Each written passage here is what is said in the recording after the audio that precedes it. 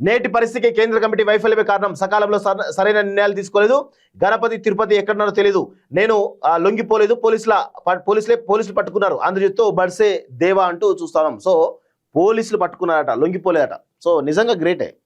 So ఎంత అమాయకంగా ఉన్నాడు చూడండి. కానీ వీళ్ళు ఒక బెటాలియన్ కమాండర్, వీళ్ళు మావోయిస్ట్ పార్టీ పీపుల్స్ ఏదైతే వింగ్ ఉంటుంది, ఆర్మీ వింగ్ ఉంటుంది, దానికి కమాండర్ అని చెప్తున్నాను. నేను లొంగిపోలేదు, పోలీసులు పట్టుకున్నారు అని చెప్పేసి తెలియదు.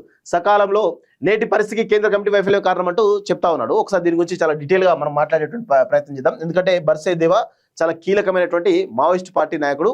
సో ఆయన కూడా చాలా విషయాలు చెప్తా ఉన్నాడు. సో ఇక్కడ ఏం జరుగుతూ ఉంది అంటే, మావోయిస్ట్ పార్టీ సరైన సమయంలో సరైన నిర్ణయాలు తీసుకోకపోవడం వల్ల ఈరోజు ఈ పరిస్థితి దాపరించింది అనేది దేవా చాలా స్పష్టంగా చెప్తున్నాడు. ఈయనెవరు, హిడ్మాకు చాలా సన్నిహితమైనటువంటి వ్యక్తి. సో నేటి పరిస్థితికి కేంద్ర కమిటీ వైఫల్యమే కారణం, సరైన నిర్ణయాలు తీసుకోలేదు, గణపతి తిరుపతి ఎక్కడున్నారో తెలియదు, నేను లొంగిపోలేదు, పట్టుకున్నారు, ఆంధ్రజ్యోతి ఇంటర్వ్యూలో పిఎల్జిఏ కమాండర్ బడ్సే దేవా అంటూ చూస్తా ఉన్నాం. సో బడ్సే దేవా హిడ్మాకు చాలా సన్నిహితుడు. సో కేంద్ర కమిటీ సరైన సమయంలో సరైన నిర్ణయాలు తీసుకోకపోవడం వల్ల ఈ పరిస్థితి దాపురించింది. సో తిరుపతి గణపతి ఎక్కడో తనకు తెలియదు అని చాలా స్పష్టంగా చెప్తున్నట్టుగా అర్థమవుతుంది. సో మావోయిస్ట్ పార్టీలో చాలా కీలకమైన నాయకుడు. సో ఇప్పుడు మావోయిస్ట్ పార్టీలో ఇలా మొత్తం లొంగిపోతా ఉంటే, ఇంకొక వైపు మేమున్నాం, మా ఉనికిని చాటుతాం అని చెప్పేసి ఇటు అమిత్ షాకు సవాల్ విస్తున్నట్టుగా కనబడతా ఉంది. మావోయిస్ట్ పార్టీ ప్రస్తుత పరిస్థితికి సకాలంలో సరైన నిర్ణయాలు తీసుకోవడంలో కేంద్ర కమిటీ వైఫల్యమే అంతిమ కారణంగా తాను భావిస్తున్నానని తెలంగాణ పోలీసుల ముందు ఇటీవల లొంగిపోయినటువంటి పిఎల్జిఏ కమాండర్ దేవా వ్యాఖ్యానించారు. ఆపరేషన్ గగార్ పేరిట కేంద్రం భీకరమైనటువంటి పోరాటం ప్రారంభించిన తర్వాత తదుపరి ఏం చేయాలన్న విషయమై పార్టీలో వివిధ స్థాయిల్లో చర్చ జరిగింది. ఆపరేషన్ గగార్తో ఎన్కౌంటర్లు, లొంగుబాట్లు పెరిగాయి. నేటి పరిస్థితికి అదొక కారణం.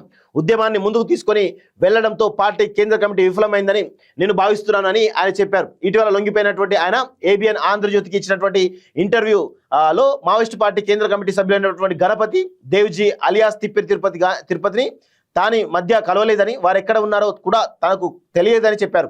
మావోయిస్ట్ పార్టీలో బతికి ఉన్న వారు తమ నిర్ణయం తాము తీసుకుంటారని, ఆశన్న సోను లొంగుబాటుపై తానేమి మాట్లాడుతున్నారు. తాను 23 ఏళ్ల కిందట మావోయిస్టు పార్టీలో చేరినప్పటి నుంచి జరిగిన పరిణామాలపై ఆయన స్పందించారు. మావోయిస్టు పార్టీలోకి నన్నెవరు తీసుకొని రాలేదు, నేనే స్వయంగా వచ్చాను. హిడ్మాది నాది ఒకటే గ్రామం కాబట్టి చిన్ననాటి నుంచి పరిచయస్తులం. నేను పార్టీలో చేరిన తర్వాత వివిధ హోదాల్లో పనిచేసి చివరకు పిఎల్జిఏ కమాండర్ అయ్యాను. గత ఏడాది అక్టోబర్ 27వ తేదీ వరకు నేను హిడ్మా ఇతర దళ సభ్యులు తెలంగాణ ఛత్తీస్గఢ్ సరిహద్దులోనే ఉన్నాం. తర్వాత హిడ్మా వేరే పని మీద వెళ్ళిపోయారు. కొన్నాళ్ళకు హిడ్మా మరణ వార్తను రేడియో పత్రికల ద్వారా తెలుసుకున్నాను అని దేవా తెలిపారు. హిడ్మా ఎందుకు వెళ్ళాడు, ఎక్కడ పోలీసులు పట్టుబడ్డారని తనకు తెలియదని చెప్పారు.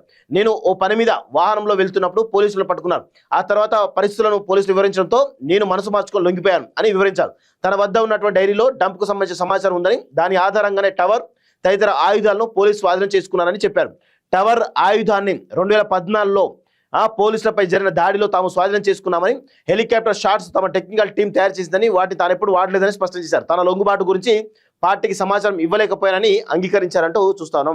ఇక్కడ బడ్సే దేవా లొంగిపోయినప్పుడు చాలా అధునాతనమైనటువంటి ఆయుధాలను వీళ్ళు వాడడం జరిగింది. అధునాతనమైన ఆయుధాలు అంటే ఇజ్రాయెల్ టెక్నాలజీ ఆయుధాలు వీళ్ళు వాడిరు. అంటే ఎంత అడ్వాన్స్ టెక్నాలజీతో కూడిన ఆయుధాలు వీళ్ళ దగ్గర ఉన్నాయో ఒకసారి అర్థం చేసుకోవాలి. సో ఈ విధమైనటువంటి పరిస్థితి చాలా స్పష్టంగా కనబడుతున్నట్టుగా తెలుస్తూ ఉంది. బడ్సే దేవా లొంగిపోయిన తర్వాత మావోయిస్ట్ పార్టీ అధునాతనమైనటువంటి అడ్వాన్స్డ్ టెక్నాలజీ కూడుకున్న ఆయుధాలు కూడా వాళ్ళ దగ్గర ఉన్నాయనే విషయం బయటపడ్డది. ఇజ్రాయెల్ టెక్నాలజీ అట, మామూలు టెక్నాలజీ కాదు. సో ఈ విధంగా బడ్సే దేవా మొత్తానికైతే లొంగుబాటుకు గల కారణాలన్నిటి కూడా చాలా స్పష్టంగా చెప్పడం జరిగింది.